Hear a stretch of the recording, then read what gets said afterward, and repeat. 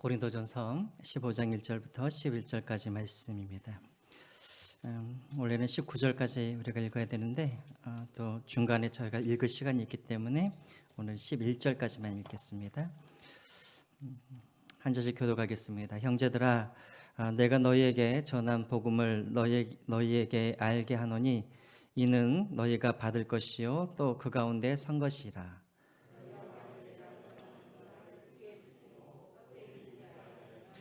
그로 말미암아 구원을 받으리라. 내가 받은 것을 먼저 너희에게 전하였노니 이는 성경대로 그리스도께서 우리 죄를 위하여 죽으시고 산사 지낸 바 되셨다가 성경대로 사흘 만에 다시 게바에게 보이시고 후에 12제자와 그 후에 500여 형제에게 일시에 보이셨나니 그 중에 지금까지 대다수는 살아있고 어떤 사람은 잠들었으며 그 후에 야고보에게 보이셨으며 그 후에 모든 사도에게와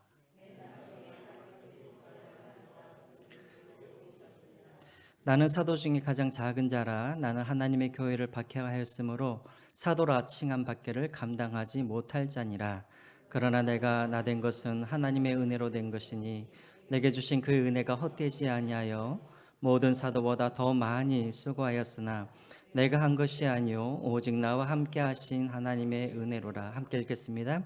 그러므로 나나 그들이나 이같이 전파함에 너희가 이같이 믿었느니라. 아멘. 예. 우리가 지난주까지 12장, 13장, 14장 몇 주에 걸쳐서 우리가 은사에 대해서 우리가 말씀을 나눴습니다. 오늘 15장은 이제 부활에 대한 말씀입니다. 자, 왜 갑자기 바울이 부활에 대해서 이야기를 했을까? 뭔가 문제가 있었기 때문에 이것에 대해서 이야기를 했겠죠. 자, 어떤 문제가 있었을까요? 12절 한번 보겠습니다. 우리가 읽지는 않았는데 12절 같이 한번 읽어볼까요? 시작. 그리스도께서 죽은 자 가운데서 다시 살아나셨다 전파되었거늘 너희 중에서 어떤 사람은 어찌하여 죽은 자 가운데서 부활이 없다 하느냐. 예, 고린도 교회 성도들 중에는 그런 사람이 있다라는 거예요. 부활이 없다. 특별히 또 육체의 부활이 없다. 이렇게 말하는 사람들이 있었다라는 것입니다. 자, 왜 부활을 믿지 않는 성도들이 이 고린도 교회 안에 있었을까요? 거기에는 여러 가지 많은 그 이유들이 있었겠지만 우리가 딱 한 두 가지만 우리가 먼저 한번 생각을 해보겠습니다. 여러분, 우리가 전에도 이제 고린도전서 4장, 5장 이때쯤 해서 저희가 공부를 할 때 말씀을 드릴 때 이 고린도라는 이 도시는 어떤 철학의 영향을 많이 받았다라고 제가 말씀을 드린 적이 있었습니다. 어디 철학이었죠? 바로 그리스 철학, 헬라 철학의 영향을 많이 받았다라고 제가 말씀을 드렸습니다.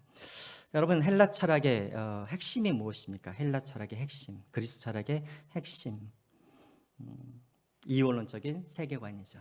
이원론적인 세계관. 이게 뭐냐면 우리 인간들은 영과 육으로 그렇게 만들어졌다는 것입니다. 그래서 영은 뭐하고 거룩하고 선하고 좋은 것, 이것이 바로 영이고, 육은 무엇입니까? 추하고 더럽고 영원하지 못한 것, 이것이 육신이라고 그들은 생각을 했습니다. 그래서요, 이 그리스 철학, 헬라 철학의 헬라 철학에 의하면 구원이란 게 뭐냐면, 구원이란 육신으로부터 벗어나는 것이 이들에게는 구원이에요. 이해가 되시죠? 육신은 더러운 거잖아요. 육신은 추한 거잖아요. 그러니까 이 육신으로부터 벗어나는 것이 이들에겐 구원이었다라는 거예요. 그러니까 이들에게는 구원이 언제 일어나는가? 그들이 죽었을 때 구원이 일어난 것이죠. 왜요? 영혼과 육신이 분리되어서 영혼은 천국으로 들어가기 때문에 이들은 그것이 진정한 구원이라고 생각을 했어요. 자, 그런데 그렇게 오랫동안 이런 교육을 받다가 이제 예수님을 믿어서 기독교에 들어와 봤더니 교회에서는 뭐라 그러냐면, 너희들이 부활을 하는데 무엇과 함께 부활을 한다고 이야기해요? 육신과 함께 부활을 한다고 말을 하는 거예요. 이들은 지금까지 육신은 어떤 거라고 생각했어요? 썩어질 것, 부패한 것, 더러운 것, 추한 것, 악한 것이라고 생각했는데, 아니 천국을 가는데 이 육신을 가지고 부활을 하면 어떻게 됩니까? 그래서 고린도 교회 성도들 중에는 그래서 부활을 믿지 않는 사람들, 특별히 육체의 부활을 믿지 않는 사람들이 있었다라는 것입니다. 자, 이해가 되시죠? 자, 두 번째로 왜 이들이 부활을 믿지 않았을까? 그 중에 또 하나의 이유는 무엇이냐면, 예수님의 재림이 생각보다 너무나 늦어지고 있다는 거예요. 자, 여러분, 우리가 잘 알고 있죠. 예수님의 제자들 그리고 초대교회 성도들, 이들은 예수님이 곧 오실 줄 알았어요. 그러니까 여러분, 사도 바울도 보십시오. 처녀가 결혼을 하지 않고 그냥 혼자 있으면 차라리 그냥 혼자 있는 것이 낫다라고 할 정도로 사도 바울도 결혼하는 것을 주저했었어요. 왜요? 예수님이 곧 오시는데 굳이 왜 결혼을 하냐, 이것이죠. 그러니까 사도 바울도 급진적인 그런 종말론 사상을 갖고 있었습니다. 이것은 사도 바울뿐만 아니라 모든 초대교회 성도들이 다 그런 마음을 갖고 있었어요. 그래서 언젠가는 급히 예수님께서 오시니까 그래서 자기의 목숨까지도 아까워하지 아니하고 순교를 그들은 당하였던 것이죠. 왜요? 예수님이 곧 오실 걸로 알고 있었으니까. 그런데 10년이 지났어요. 20년이 지났어요. 다시 오겠다는 그 예수님이 오시지를 않는 거예요. 그러니까 사람들이, 여러분, 어떤 마음이 들었겠어요? 아, 예수님이 살아계신다면 왜 안 오시지? 혹시 부활이 거짓이 아닌가? 의심이 들기 시작하더라는 것이죠. 점점 예수님께서 오시는 날이 점점 미뤄지면서 사람들 마음 가운데 예수의 부활에 대한 의심이 생겼다라는 것입니다. 자, 그래서 여러분, 고린도 교회 안에는 이런 그리스 철학의 그런 영향과 그리고 계속해서 늦춰지는 그런 재림 때문에 이들 안에는 부활을 이제 부정하는 성도들이 생겼다라는 것입니다. 여러분들에게 한번 질문을 할게요. 여러분, 기독교 안에서 부활이 없다. 여러분, 그러면 그것이 기독교입니까? 아니죠. 우리는 존재할 이유가 없는 것이죠. 여러분, 만약에 우리 기독교 안에 부활이 없다고 한다면 여러분, 어떤 일들이 벌어지게 될까요? 사도 바울이 말을 하고 있어요. 13절부터 우리가 읽지 않았지만 13절부터 19절까지 우리 기독교 안에 부활이 없으면 이렇게 되어진다라고 이야기를 합니다. 자, 13절부터 같이 한번 읽어보겠습니다. 13절부터 천천히 시작. 만일 죽은 자의 부활이 없으면 그리스도도 다시 살아나지 못하셨으리라. 그리스도께서 만일 다시 살아나지 못하시면 우리가 전파하는 것도 헛것이요 또 너희 믿음도 헛것이며 또 우리가 하나님의 거짓 증인으로 발견되리니 우리가 하나님이 그리스도를 다시 살리셨다고 만일 죽은 자가 다시 살아나는 일이 없으면 하나님이 그리스도를 다시 살리지 아니하셨으리라.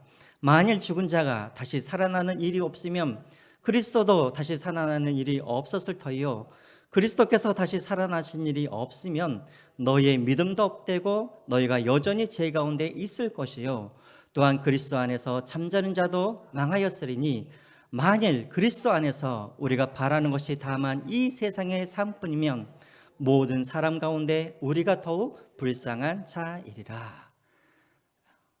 달리 여러분 설명할 필요가 없죠. 너무나 당연한 거죠.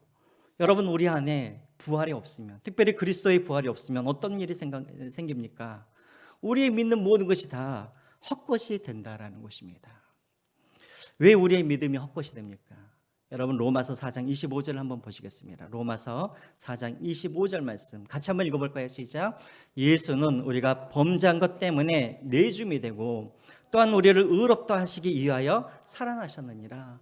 예수님께서 다시 살아나시고 다시 부활하신 이유가 무엇이냐면 우리가 의롭다 하시기 위함이라는 거예요. 자, 이 말이 무슨 말이냐면 이런 말이에요. 여러분, 우리가 집을 계약을 할 때 제일 먼저 하는 일이 뭡니까? 뭘 하죠? 네, 돈을 지불을 해야 되죠. 자, 그러면 여러분들이 돈을 지불하면 그 집이 내 집이 됩니까? 뭘 해야 돼요? 마지막에 계약을 해서 그 다음에 도장을 딱 찍어야 그래야 내 집이 되는 것이죠. 그렇죠, 여러분? 다시 말하면 예수님의 십자가의 죽음은 어떤 거냐면 돈을 지불하는 거예요. 돈을 지불하는 거. 그럼 부활은 뭐냐면 마지막 계약서에 도장을 찍는 것이 바로 부활이라는 것입니다.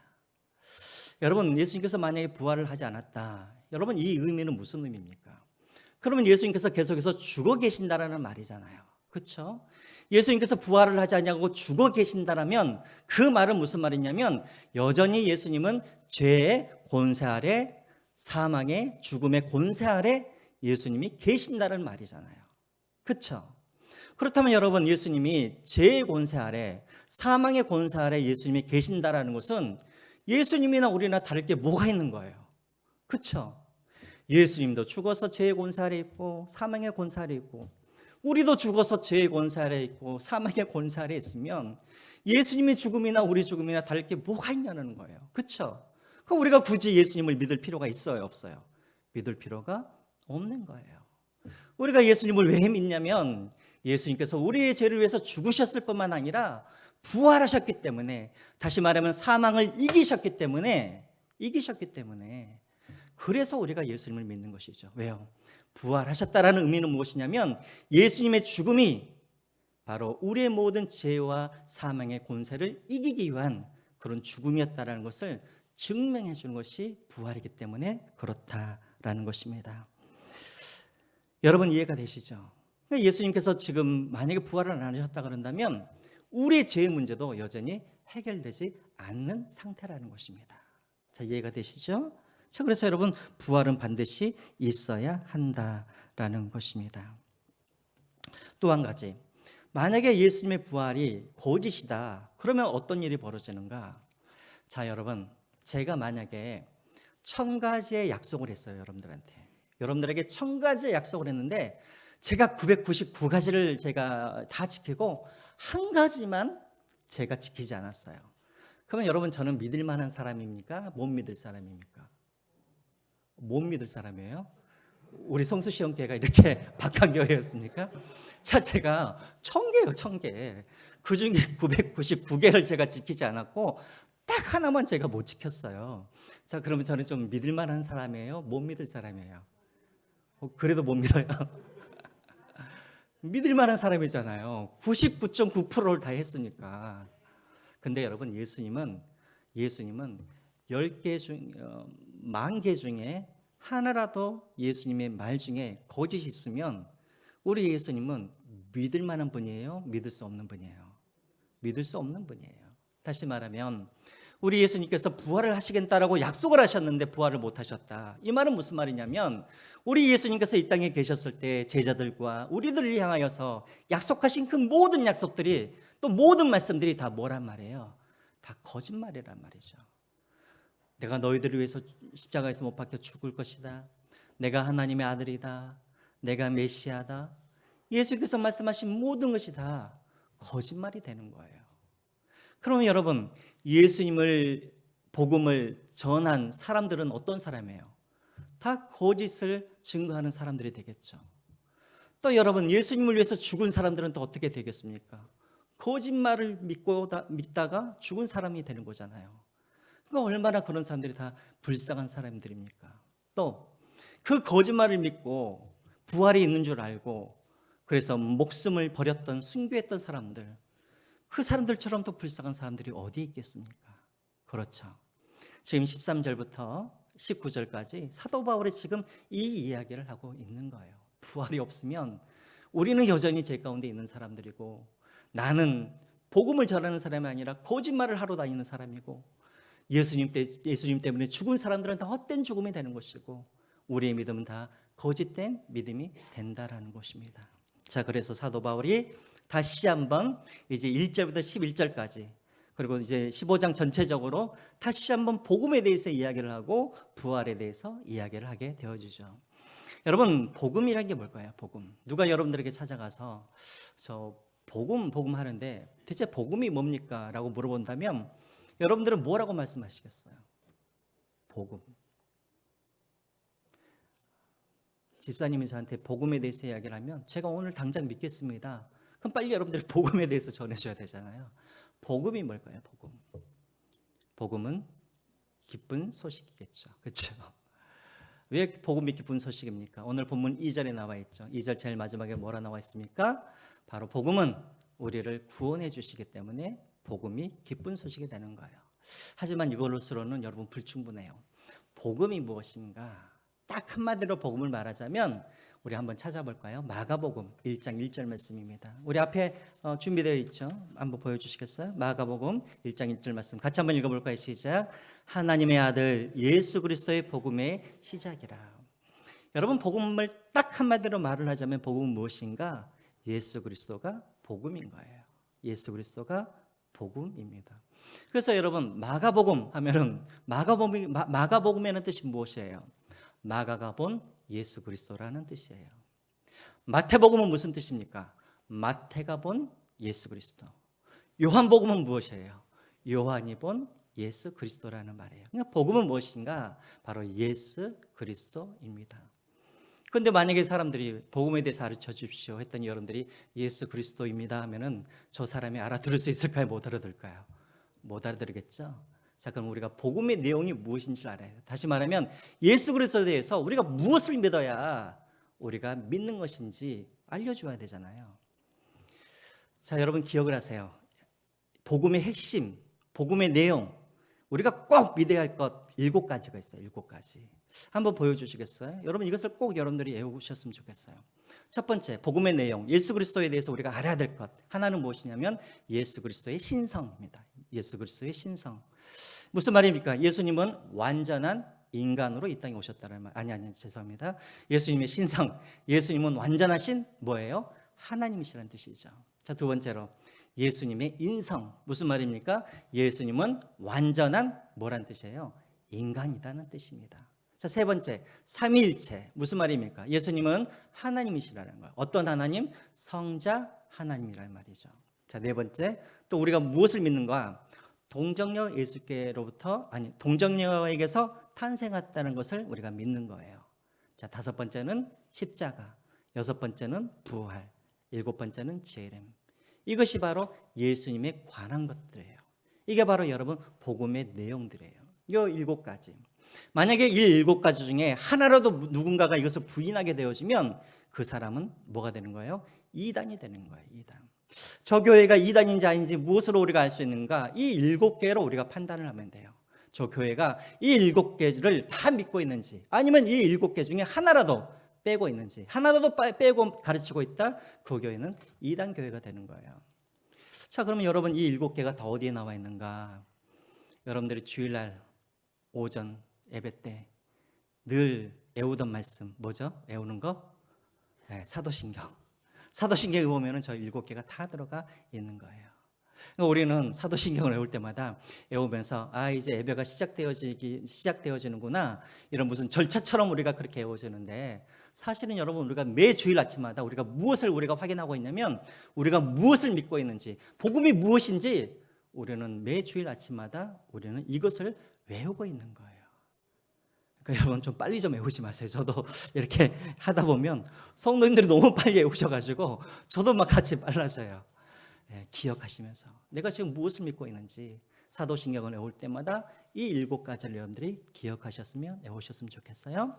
자, 복음은 무엇인가? 예수 그리스도. 그 내용은 무엇인가? 이 7가지인데 이것 중에 가장 중요한 것을 추리라 한다면 무엇과 무엇을 추리시겠습니까? 바로 십자가와 부활을 우리가 추려낼 수 있는 거예요. 왜? 이 2가지가 바로 우리의 구원과 가장 밀접하게 연관되어 있기 때문에 그렇습니다. 그래서 여러분 3절과 4절을 보시죠. 사도 바울이 부활에 대해서 이야기를 하는데 다른 예수님의 신성, 인성 뭐 이런 것들에 대해서 이야기를 하고 있는 것이 아니라 사도 바울은 딱 2가지를 이야기를 하고 있어요. 우리 같이 한번 3절과 4절 읽어볼까요? 시작. 내가 받은 것을 먼저 너에게 전하였노니 이는 성경대로 그리스도께서 우리 죄를 위하여 죽으시고 장사 지낸 바 되셨다가 성경대로 사흘 만에 다시 살아나사. 사도 바울도 딱 2가지를 이야기하죠. 뭐예요? 십자가 그리고 부활. 그러니까 정리를 한번 해보죠, 여러분. 복음을 딱 한 단어로 말을 하자면 복음은 예수 그리스도. 복음을 2가지 단어로 이야기하자면 십자가와 부활. 이것이 여러분 복음이라는 것입니다. 나의 죄를 위해서 죽어주시는 예수님, 그리고 그 십자가의 죽음이 나를 위하여서 죽으신, 또 나를 의롭게 하신 그 죽으심을 또 증거하기 위해서 예수님께서 부활하셨습니다. 이 2가지를 믿는 것이 바로 복음이라는 거예요. 그러니까 여러분 복음 간단해요, 안 간단해요? 어려워요? 간단하죠. 누가 복음에 대해서 이야기를 하면 딱 2가지만 이야기하면 돼요. 예수님께서 나를 위해서 죽으셨습니다. 그리고 예수님께서 부활하셨습니다. 이 2가지만 읽으면 말씀하시면 된다라는 거예요. 왜 사도 바울이 또 예수님이 이렇게 복음을 이렇게 심플하고 간단하게 그렇게 만들어 주셨을까요? 이유가 있죠. 누구든지 듣고 누구든지 예수를 쉽게 믿을 수 있도록 그렇게 우리에게 심플하고 간단하게 우리에게 그렇게 복음을 주신 거예요. 가난한 사람도, 노예도, 귀족도, 또 학교를 다녔던 사람도, 학교를 안 다닌 사람도, 지혜로운 사람이나 무식한 사람이나 여자나 남자나 어린이나 노인이나 누구나 쉽게 이 복음을 듣고 예수 그리스도를 믿도록 하기 위해서 복음은 이렇게 간단한 거예요. 그냥 믿기만 하면 되는 거예요. 이 두 가지를. 반대로 이 세상에서 가장 나쁜 사람이 어떤 사람인가? 복음을 어렵게 만드는 사람이에요. 그리고 복음을 어렵게 가르치는 사람들, 이게 제일 나쁜 사람들이겠죠. 여러분, 저는 목회를 하면서 복음이 이렇게 심플하게 단순하게 이렇게 하나님께서 만들어 주셨다는 것에 대해서 저는 그것이 얼마나 은혜스러운 일인지 저는 목회를 하면서 저는 깨달아요. 제가 그런 경우를 많지는 않았고 이제 몇 경우가 있었는데, 제가 전에 다녔던 그 교회 권사님 한 분이 계세요. 이분은 어렸을 때부터 교회를 너무나 다니고 싶었어요. 근데 아버지가 예수 믿으면 재수 없다고 그래가지고 그 권사님한테 그냥 교회를 못 다니게 그렇게 하셨어요. 그래서 그렇게 막 교회를 다니고 오면은 그냥 막 때리기도 하고 핍박을 하고, 그래서 집에 있을 때는 이제 못 다니다가 이제 대학 들어와서 이제 서울로 올라와서 이제 아버지와 떨어져 살면서 그때부터 이제 교회를 다니기 시작했어요. 그런데 그 이후로도 이 아버지 앞에서는 평생 동안 교회 다니시라는 말을 도저히 할 수가 없는 거예요. 왜? 교회 이야기만 하면 아버지가 그냥 화가 그냥 올라오셔가지고 막 상을 뒤집어 엎으시고 막 그러시는 분이셨다는 거예요. 그런데 이제 이분이 이제 노환이 있으셔가지고 이제 저희 교회 가까이에 있는 병원으로 이제 입원을 하게 되셨어요.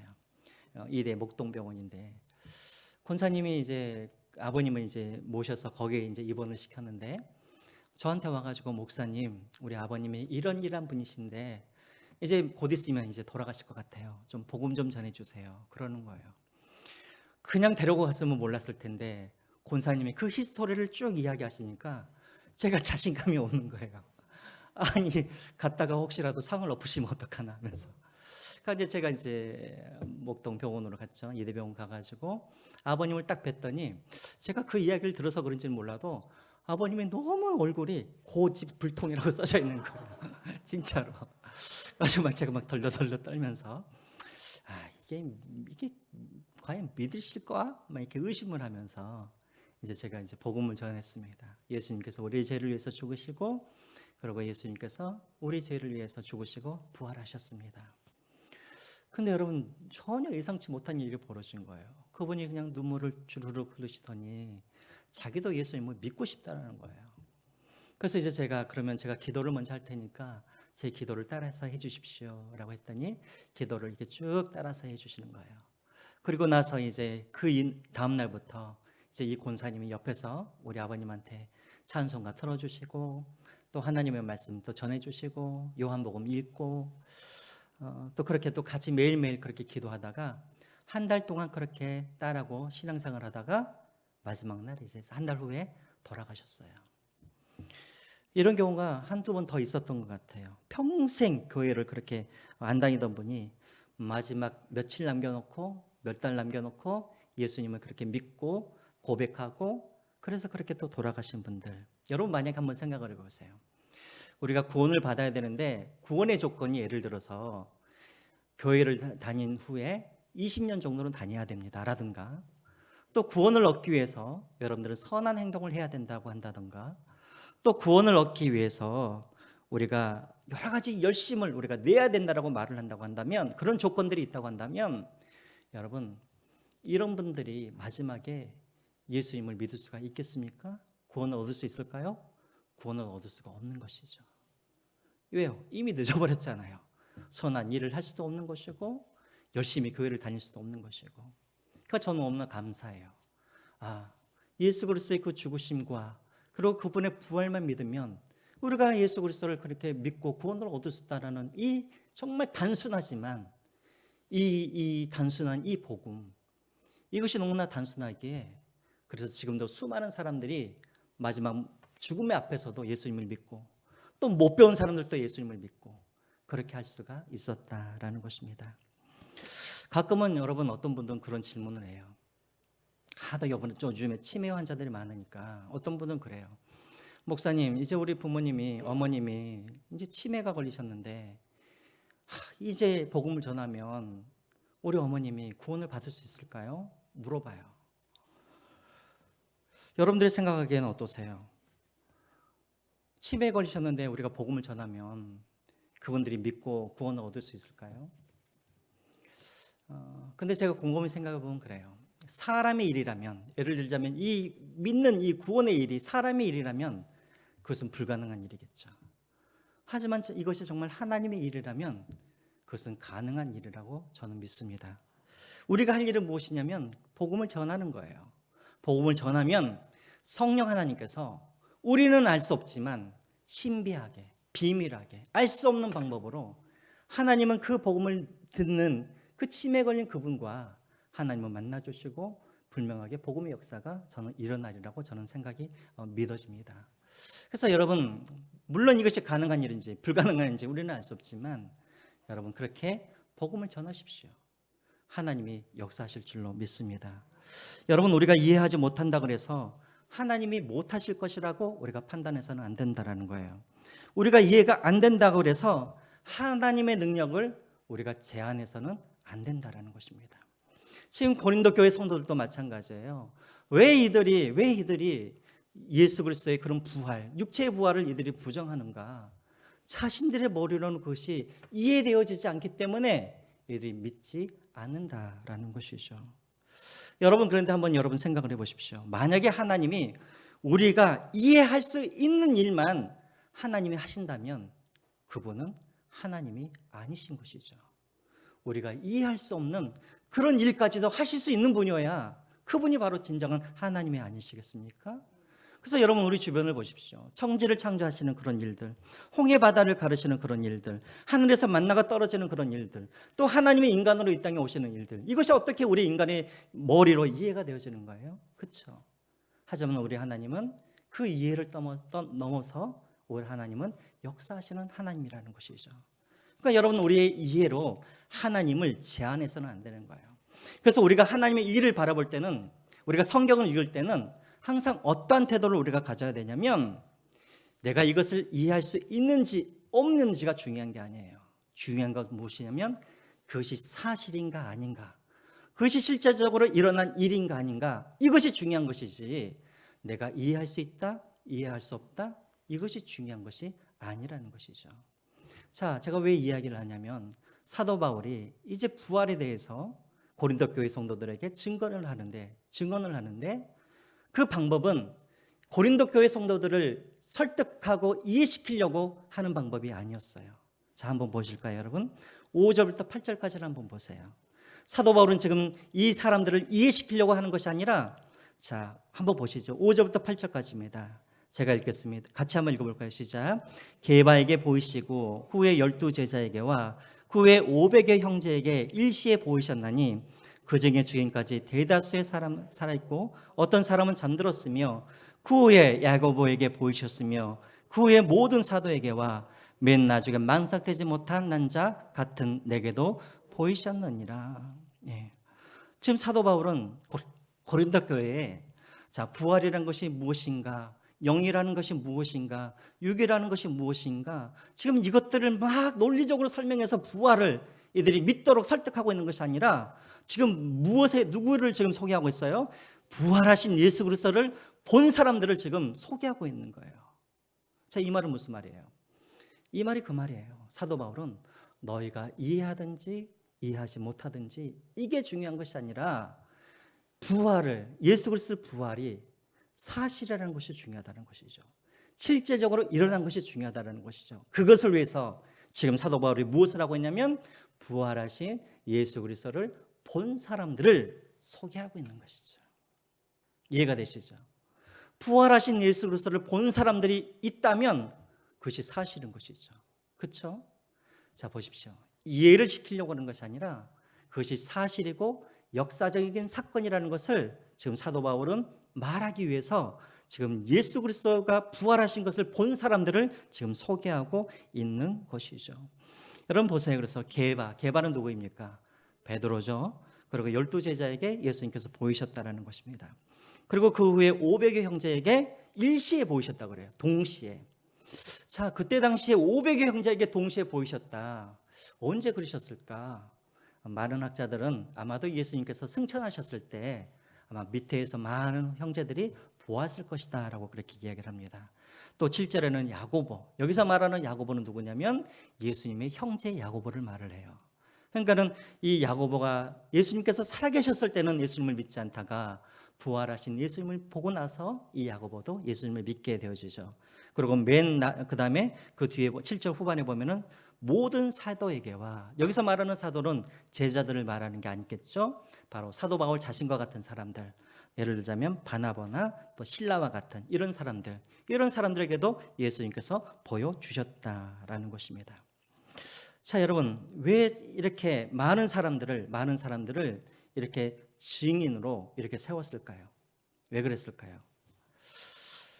여러분, 당시에 이 법정에서 그 증인의 증언이 법적으로 효력이 있으려고 하면 몇 사람 이상의 사람이 필요합니까? 두세 사람 이상이 필요하죠. 자, 그런데 지금 사도 바울은 몇 명을 지금 이야기하고 있어요? 500명이 넘는 사람들을 이야기를 하고 있는 것이죠. 자, 왜 이렇게 이야기합니까?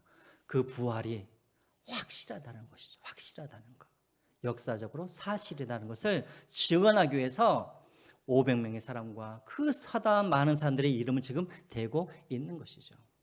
지금 이해를 시키려고 하는 것이 아니라 이것이 사실이라는 것을 지금 법적인 그런 증인을 세워서 그것을 말하게 하고 있는 거예요. 근데 여러분, 여기서 한 가지 좀 빠진 사람이 있어요. 그 사람들이 이 구절을 보면 좀 섭섭해할 사람들이 있어요. 누가 빠졌습니까? 네? 네, 그렇죠. 마리아, 여자들. 그렇죠. 예수님의 부활을 처음 봤던 사람이 누구예요? 막달라 마리아와 여자들 아니었어요. 어찌 보면은 이들의 이름이 먼저 나와야 되는데 여자들의 이름은 다 빠졌어요. 다 남자들만 있어요. 왜 그랬을까요? 왜 그래요? 보조가 아니요, 그래요. 옛날에는 법정에서 로마 때도 마찬가지고 유대인들도 마찬가지고 여자들은 증인으로서의 법적 효력이 없는 거예요. 자, 지금 이 사도 바울은 지금 뭘 하고 있는 거예요? 법정에서 증언하듯이 지금 증언하고 있는 거예요. 근데 여자들은 법적으로 효력이 없으니까 막달라 마리아나 그리고 여자들의 이름은 여기서 다 빼고 남자들만 그렇게 이름을 넣어서 이것이 법적으로 진짜라는 것을 지금 이야기하고 있는 것입니다. 자, 두 번째로 사도 바울이 또 무엇을 증거로 삼냐면 바로 변화된 자신의 모습이 바로 그 증거라는 거예요. 그래서 여러분 9절부터 11절까지 이제 사도 바울이 변화된 자신의 모습을 이야기하고 있습니다. 자, 9절부터 11절까지 우리 다시 한번 또 한번 읽어보겠습니다. 시작. 나는 사도 중에 가장 작은 자라. 나는 하나님의 교회를 박해하였으므로 사도라 칭함받기를 감당하지 못할 자니라. 그러나 내가 나된 것은 하나님의 은혜로 된 것이니 내게 주신 그의 은혜가 헛되지 아니하여 내가 모든 사도보다 더 많이 수고하였으나 내가 한 것이 아니요 오직 나와 함께 하신 하나님의 은혜라. 그러므로 나나 그들이나 이같이 전파함에 너희도 이같이 믿었느니라. 두 번째로 사도 바울이 부활의 증거로 무엇을 대고 있냐면 사도 바울의 자신이 변화된 그 사건을 지금 이야기하고 있는 것입니다. 여러분, 사도 바울은 어떤 사람이었어요? 핍박하던 사람이었죠. 그렇죠? 하나님의 열심을 가지고 먼 지방까지 가가지고 예수 그리스도의 그 이단들을 그가 잡아 끌고 오기 위해서 먼 곳까지 가서 핍박하던 그런 사람이었어요. 근데 그 사람이 지금 어떤 사람이 되어버렸어요? 이방인의 사도가 되어서 오히려 핍박하던 사람이 핍박을 받고 복음을 위해서 수고하는 사람이 그렇게 되었다라는 것입니다. 그 이유가 무엇이라는 거예요?